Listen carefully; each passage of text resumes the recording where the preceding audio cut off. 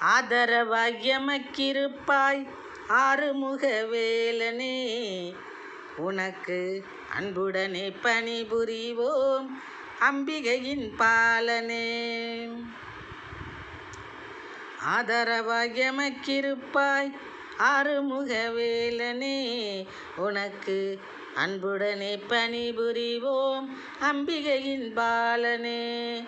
நாதனுனை வேண்டியாம் காவடிகள் தூக்கியே நம்பி வந்தோம் உந்தனது ஆலயத்தை நோக்கியே.